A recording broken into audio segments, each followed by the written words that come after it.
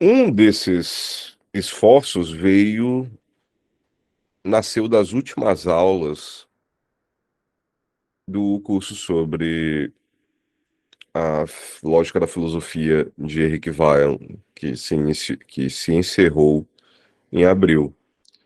Nas últimas aulas foi preciso, por um lado, tratar mais diretamente da substância hegeliana da obra de Weil, como, por um lado, Hegel tornou possível a existência de uma lógica da filosofia, e, por outro lado, investigar como era necessário entender como Weil entendia a superação da categoria do absoluto, que seria aquela que teria vindo à tona de maneira autoconsciente com a filosofia de Hegel, mas que estaria embutida em toda e qualquer atividade filosófica prévia, por assim dizer, a categoria da filosofia. Nós discutimos bastante isso.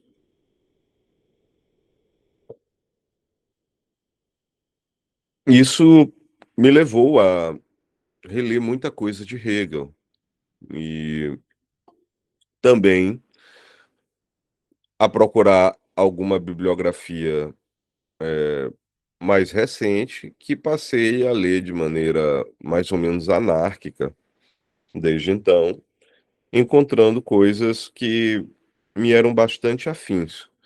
Uma dessas referências, no entanto, não é nova para mim. Eu já havia lido anos atrás o estudo de David Walsh, The Modern Philosophical Revolution, The Luminosity of Existence, e havia apreciado bastante entre os vários ensaios que há ali sobre pensadores modernos e especialmente sobre autores ligados ao idealismo alemão, havia apreciado especialmente o ensaio sobre Hegel, né? Ah, sobre Hegel e a inauguração, né, da filosofia da existência, vamos dizer assim, na modernidade. O que dava um novo fôlego a muitas compreensões e incompreensões de Hegel, as visões mais populares, tanto entre aqueles que gostam quanto entre aqueles que desgostam de sua obra. E boa parte da argumentação de Walsh vai no sentido de que Hegel é um autor ligado ao pensamento a, da, ou melhor, ligado a uma preeminência da vida sobre o pensamento, e que as várias inversões que ele operou na filosofia tinham sempre esse pressuposto, né? Desde o seu assim chamado método dialético, ao modo como ele se dedicou a fazer as várias histórias da filosofia, da religião, do Estado moderno, da tudo como momentos da história do espírito, eram apenas empreendimentos particulares deste esforço maior de ressituar o indivíduo em si mesmo, em seus plenos poderes de conhecimento, contra, vamos dizer, filosofias da falência, filosofias da impotência cognitiva e assim por diante, que era mais ou menos como ele via a filosofia de Kant, com os seus exageros, com as suas deturpações, mas assim a tomava. Então, Hegel, assim visto, ele me interessou bastante. Então, essa impressão que o Walsh havia me deixado acerca da obra dele veio a ser ratificada por outros estudos mais recentes, alguns dos quais estão listados na bibliografia que eu coloquei na página do curso. em meu site. Acredito que todos vocês viram ou em algum momento irão ver, né? Eu não lembro como é que está exatamente o endereço, eu não dei atenção a isso, mas em algum momento vai estar ronaldrobson.com.br/Hegel. Então, hum, quem acompanha um pouco do meu trabalho percebe que esse chamado ao concreto é um elemento pelo qual tenho bastante predileção e que considero importante no presente estágio civilizacional, vamos dizer assim, de maneira muito pomposa, né? Então, eu achei por bem proceder a uma leitura da fenomenologia do espírito, já que, bom, de alguma forma é um texto bem mais acessível do que a ciência da lógica, dando atenção especial à maneira como Hegel ressitua, recoloca o indivíduo em sua materialidade cognitiva. O encontro entre abstração e concretude é o momento mais que recebe mais atenção na obra de Hegel. De alguma forma, ele queria dissolver essa oposição, né? Para muitos até mesmo uma contradição insolúvel, já que abstração e concretude seria uma oposição como universalidade, particularidade, Deus e criatura, sujeito que conhece objeto que é conhecido e assim por diante.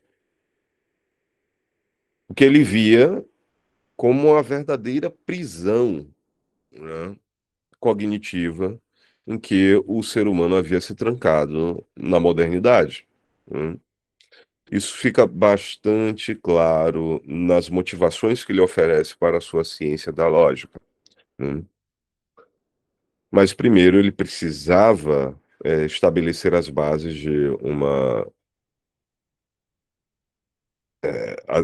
precisava estabelecer a possibilidade, né, de que o movimento da autoconsciência alcançasse os fundamentos pelos quais seria válido tomar o pensamento como um ponto de partida puro, que é o que ele já fará na lógica, né? Schelling, é conhecida a crítica de Schelling, que eu não vou tratar aqui agora, mas diz que, na verdade, Hegel não partiu do pensamento puro e que isso seria impossível e que havia uma série de pressupostos ali e assim por diante. Mas todo mundo, estou aqui apenas escrevendo de bandeira muito vaga, sem citar, sem ver nada, como eu disse, isso aqui é uma conversa, não é uma aula, é, descrevendo, enfim, o projeto ali de Hegel. Então, ler Hegel com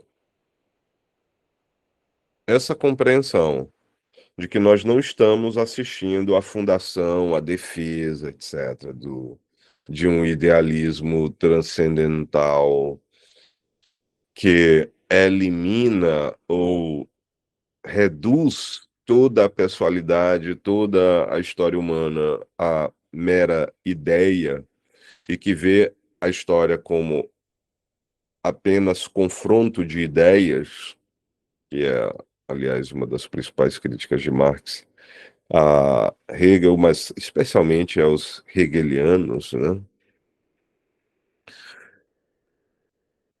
É, bom, lê-lo dessa forma permite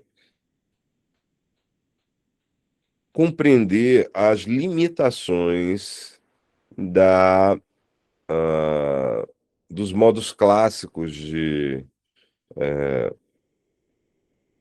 fazer metafísica, vamos dizer assim, em um sentido muito vago, impreciso e mal aparelhado, mal especificado. Eu quero com isso me referir, por exemplo, ao modo como quem se põe hoje de maneira inadvertida a apenas endossar uma certa metafísica aristotélica ou apenas endossar uma filosofia tomista ou uma metafísica leibniziana, pois tudo isso correrá o risco de fato, recolocar o problema da abstração, da universalidade, do absoluto como algo contraposto à vida, né? E o gesto de Hegel de buscar alguma superação disso é algo que nós podemos aproveitar bastante hoje, né?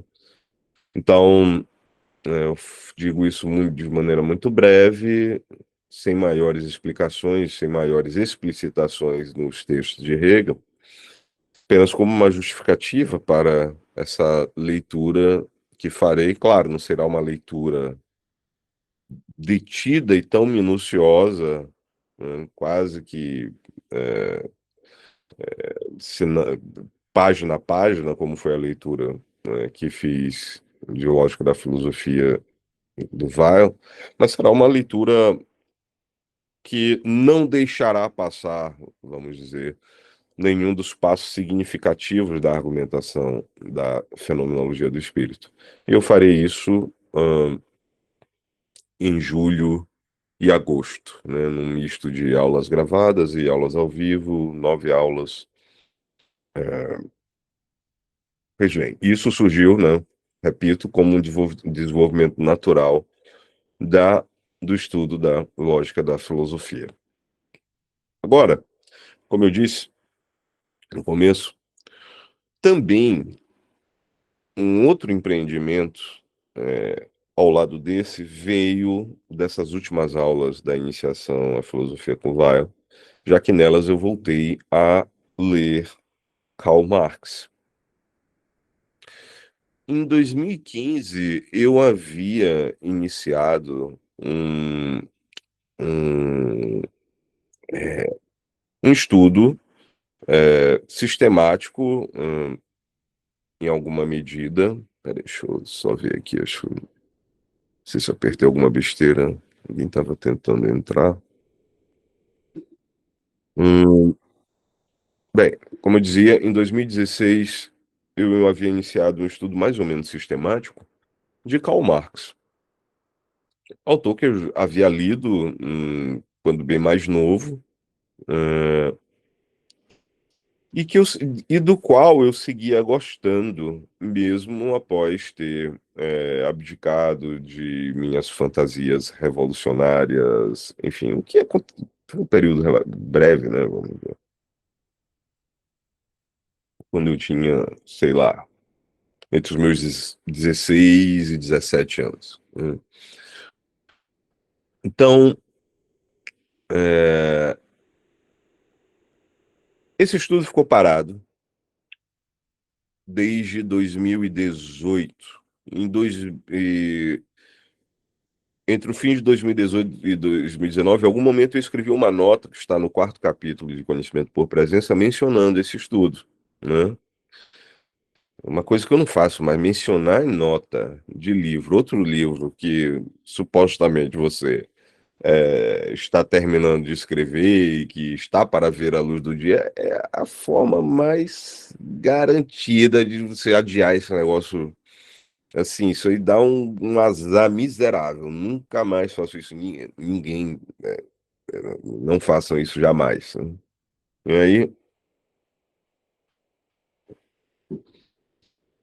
então eu voltei, retomei esse estudo que está com o título provisório de Karl Marx, Fenomenólogo, Pecado Capital e Mundo Fantasmático. Pecado original, perdão, e Mundo Fantasmático.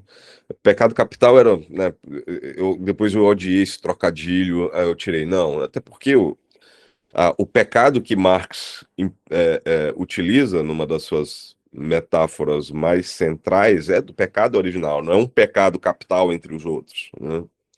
Quando ele vai se referir nos Grundrisse, que tem sido no momento, nos dias em que eu tenho tempo para trabalhar nisso, tem sido no meu principal objeto de atenção, porque quando eu comecei a fazer aquele estudo 11 anos atrás, eu não tinha as leituras ainda desses esboços, né, que ele faria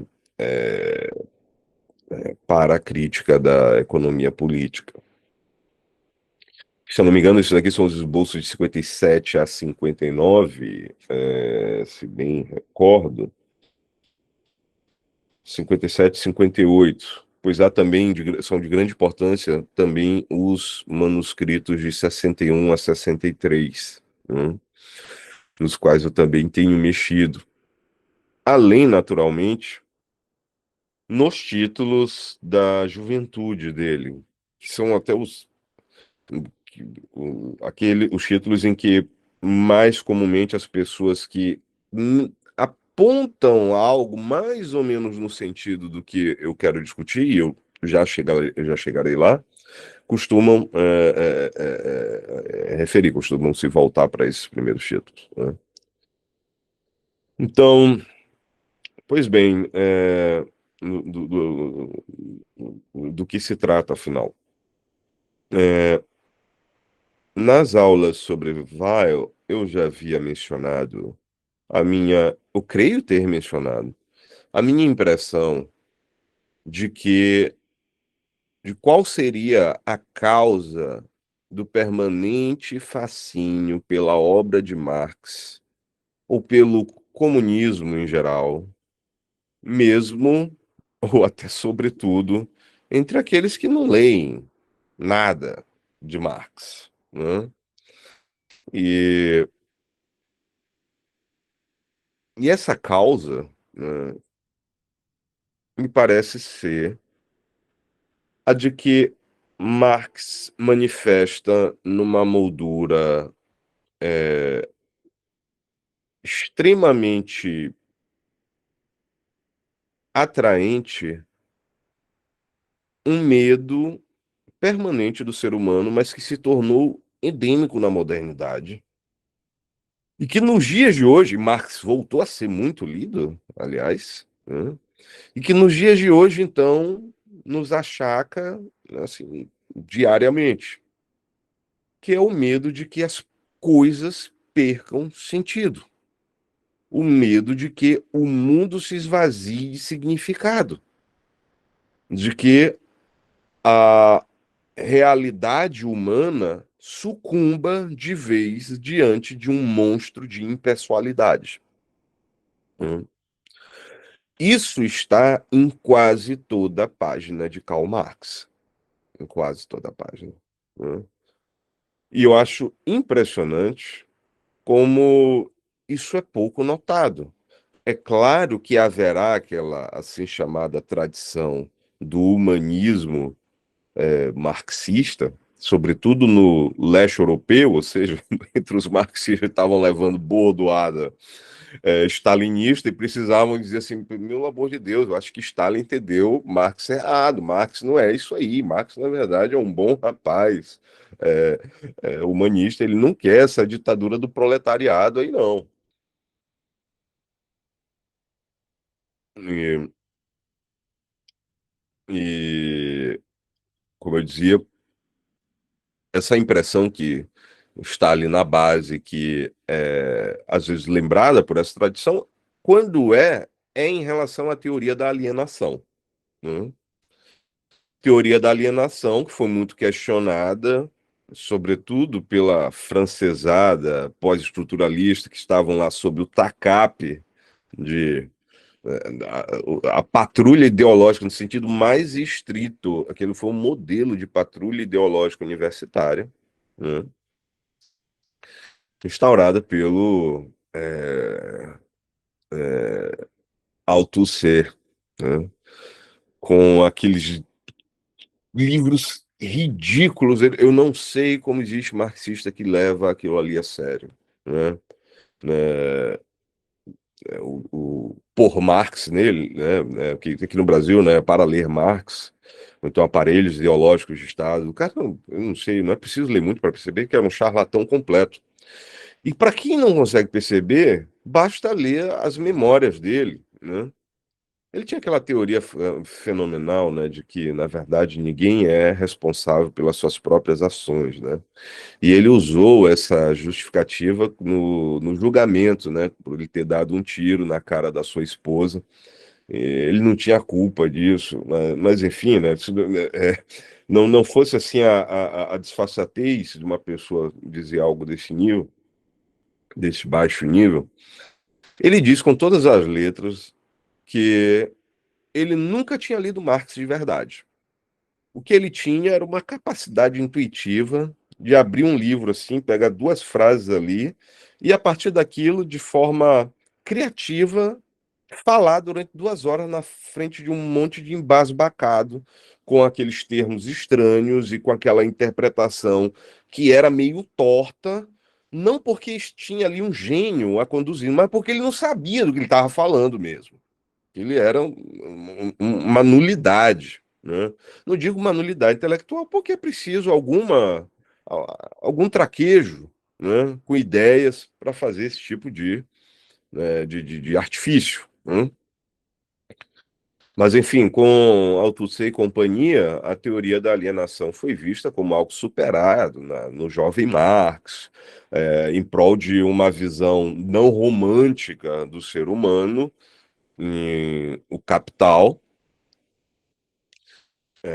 com a sua visada já científica e despida de hegelianismo e assim por diante.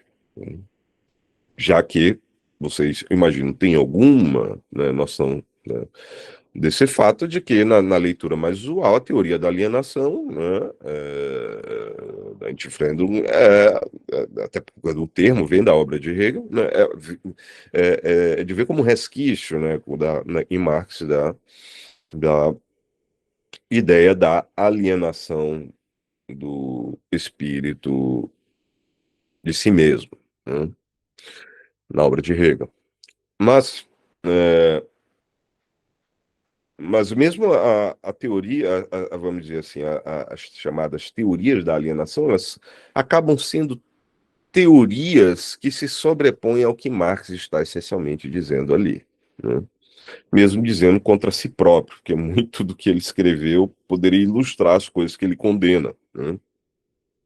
Aliás, os primeiros leitores de O Capital se incomodaram com o que eles viam uma recaída de Marx no abstratismo hegeliano. E isso é interessante porque há algo de real nisso. E hoje há autores até que defendem a chamada tese da homologia hegeliana, segundo a qual o que Marx fez em O Capital foi uma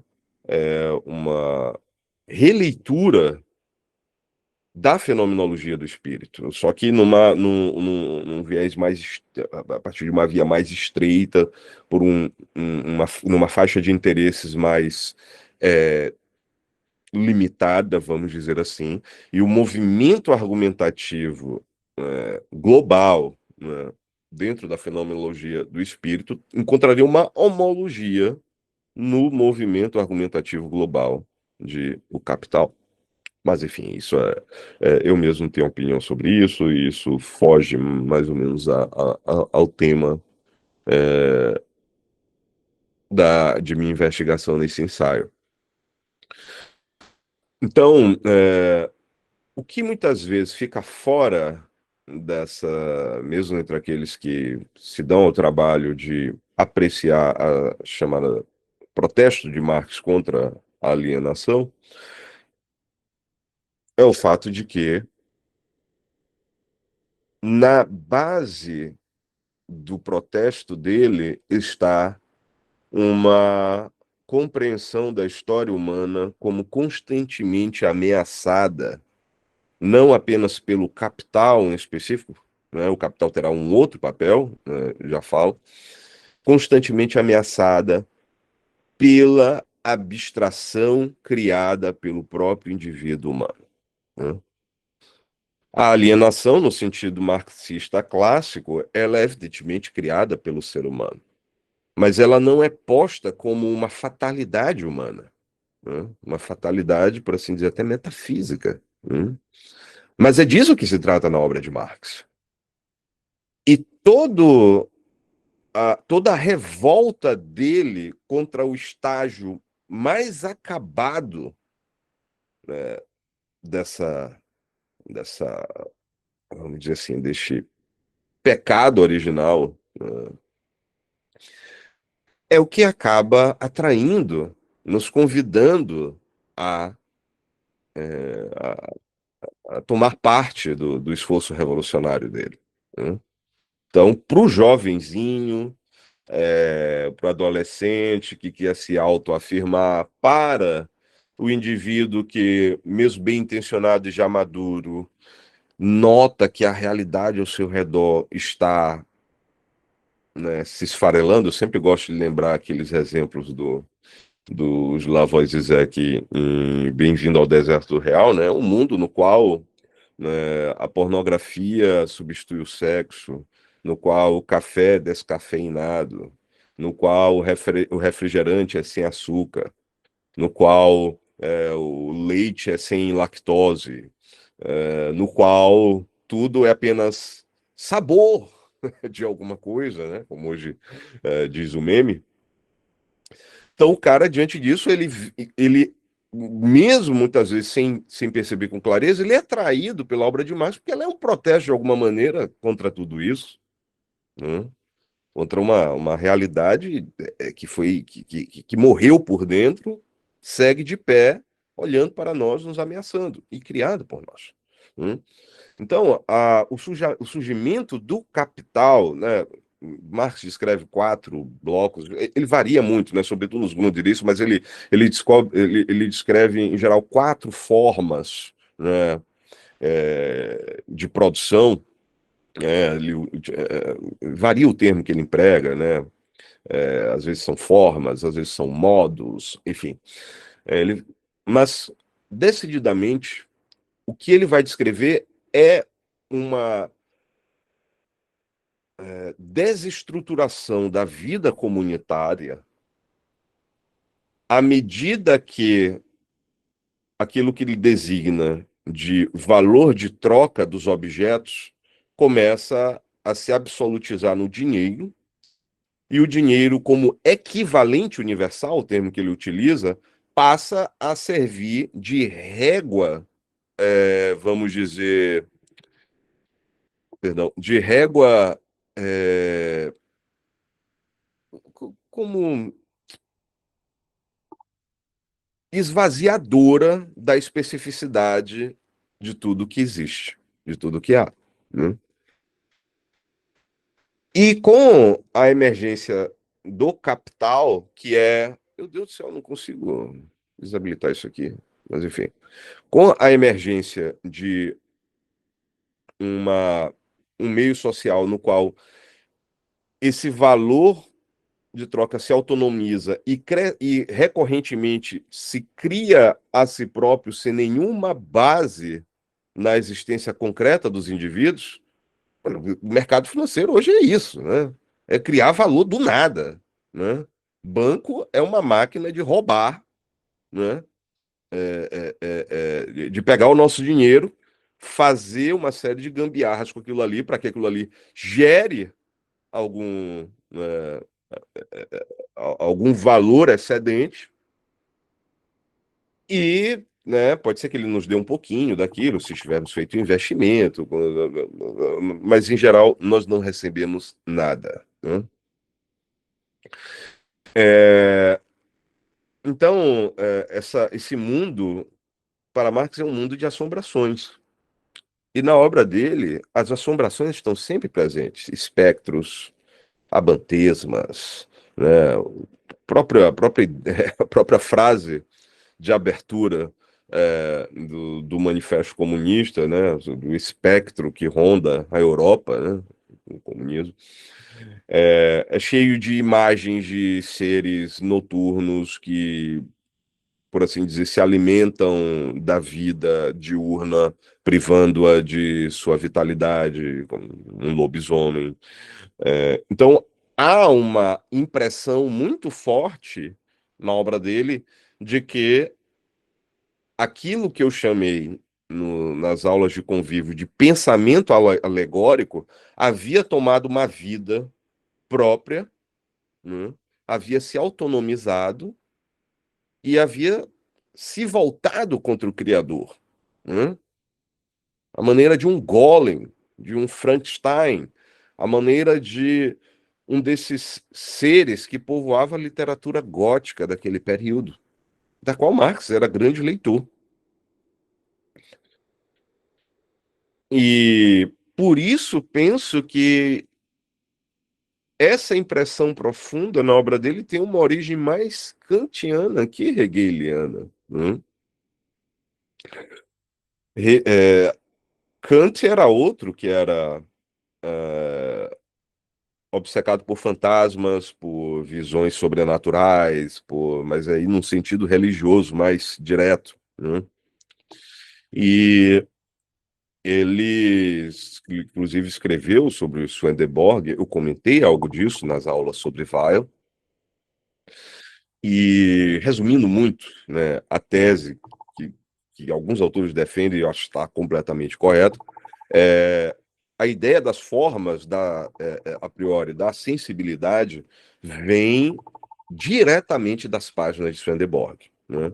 De que ele gostou a princípio, mas depois ele escreveu um livro falando mal para limpar a barra com os amigos dele, acadêmicos, que estavam enchendo o saco. Como assim? Pode, como é que pode ser um homem do iluminismo se rendendo a essas crendices de um charlatão, etc.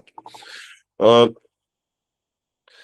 então, a ideia de Swedenborg de que aquelas visões eram dadas a ele de maneira adaptada aos limites da sua cognição foi, assim, transposta metafisicamente por Kant numa moldura limitadora, segundo acreditava ele, das ilusões que os sonhos da metafísica podem acabar podem acabar fazendo nos incorrer enfim, para que esses sonhos da metafísica não nos façam incorrer, né, em determinadas ilusões, né? E outra ideia extremamente própria ao momento cultural que viveu Kant e que está presente de maneira muito clara na obra de Marx é ao mesmo tempo um encanto e um terror diante de autômatos, né? E no caso de Kant, em especial, é o caso da lanterna mágica e as várias tecnologias de espelhamento de imagem que começaram a surgir naquele período, né? No fim do século, ali, a segunda metade do século XVIII, né? Então, espetáculos em teatros, em cafés, em que um artista prometia fazer o espírito no, como no Fausto de Goethe, né? Fazer o espírito de Helena de Troia aparecer diante de todos ali. Isso ali estava, né, sei lá, o que é hoje algo similar a isso? Eu não sei o que está na moda, enfim. É, mas enfim. Então, isso era algo que tinha um grande apelo público e que dominava até as metáforas da linguagem cotidiana, né? E Kant emprega várias dessas metáforas, mesmo não apenas nesses escritos pré-críticos, assim ditos, mas na própria crítica da razão pura, né? E há, portanto, essa ideia de que um autômato pode refletir uma realidade que pode refletir algo que parece real, mas no fim das contas não é, né?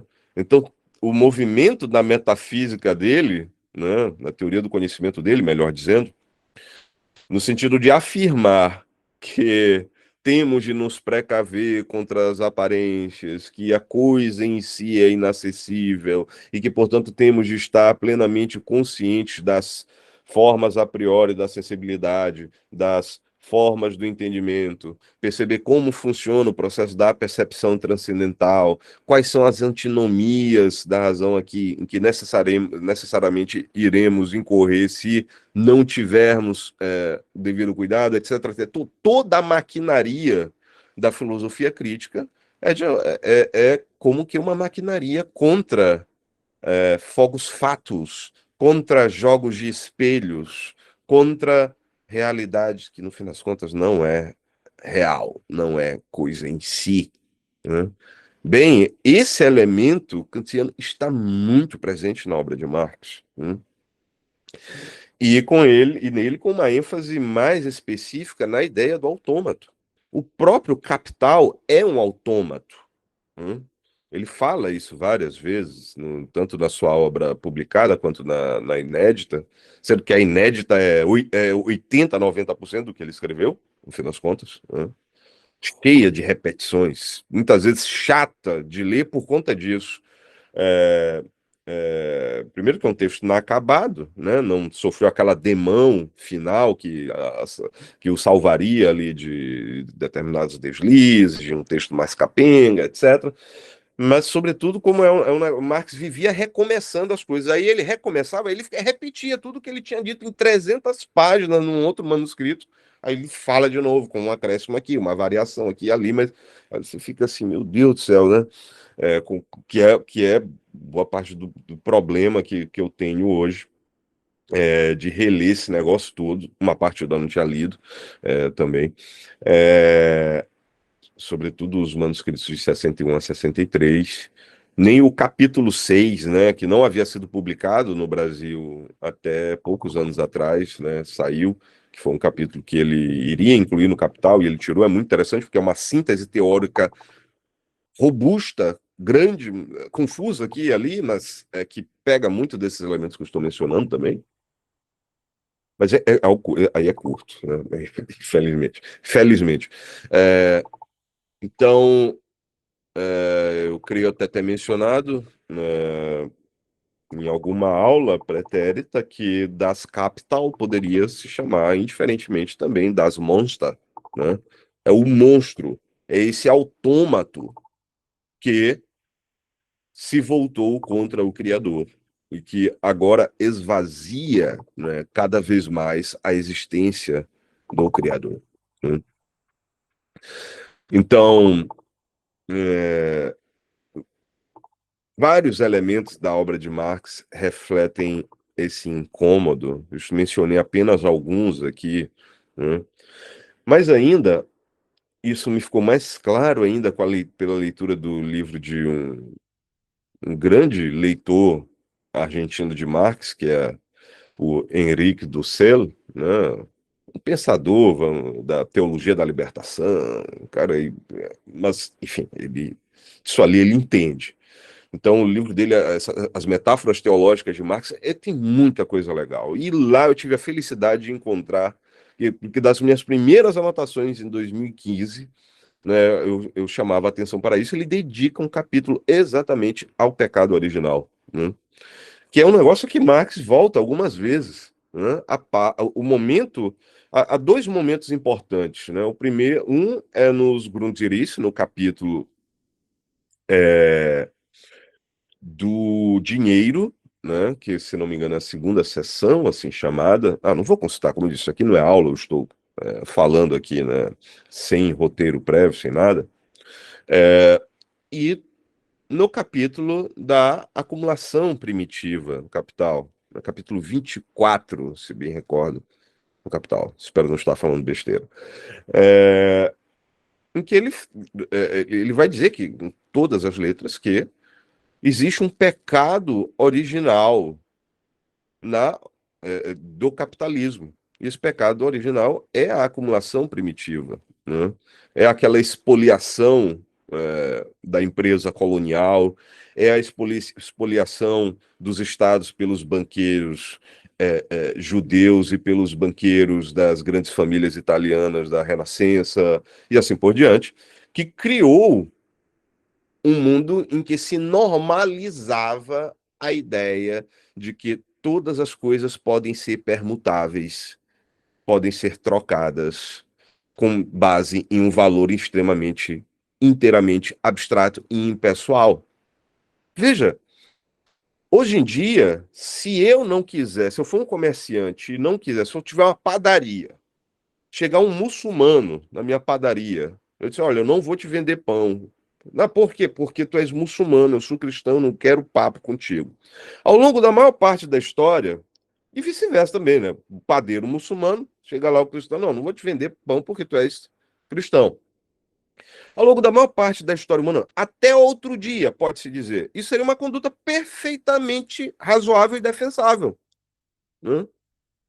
Porque o cara não acreditava que a atividade comercial deve instaurar uma espécie de democracia de valores que faz com que todo elemento deva ser julgado apenas pela abstração financeira, que acaba sendo a abstração da vida humana específica, né?